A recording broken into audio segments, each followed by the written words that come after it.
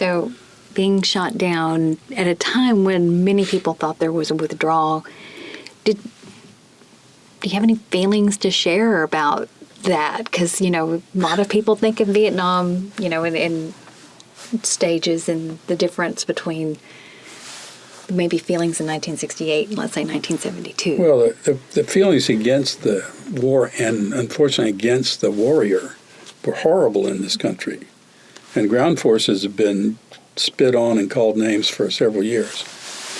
Our goal in 1971 and 72, as troops were being withdrawn and the war was being turned over to the South Vietnamese, was that we needed to make sure the prisoners got home. And so going to Hanoi was the insurance that North Vietnam would come back to Paris and sign a treaty and release the prisoners. That was our purpose. So nobody, there was never any desire anymore in the government or in the population of the U.S. to win that war. And so I think Nixon was concerned that the prisoners get released. And so the part of the treaty was that all the prisoners on both sides would be released in stages, starting in 2 weeks after the treaty was signed and ending 60 days later. So now you are prisoner of war. Right. So can you just share with us some of the experiences and... Well, it was kind of benign at that point. After Ho Chi Minh died, the torture ended. The responsibility for the prisons was turned over from from the Politburo to the Army. And the politicians were really brutal and treated the long-term prisoners in an awful way. When Ho Chi Minh died, several things happened about the same time. There was the parade through Hanoi with the prisoners, and the people in the Army lost control of the people, and they were beating them. And so that started a letter-writing campaign.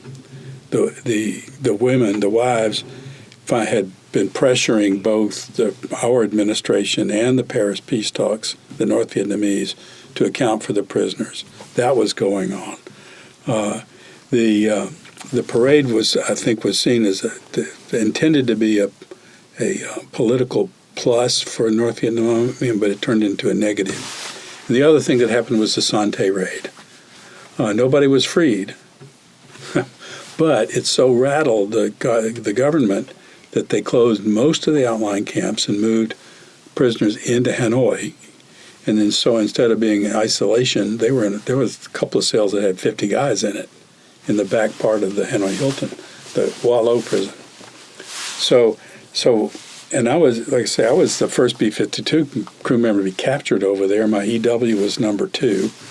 And by morning, there were 6 of us, 4 from another crew that was shot down earlier in the morning. And we were taken in front of the International Press Corps and shown off.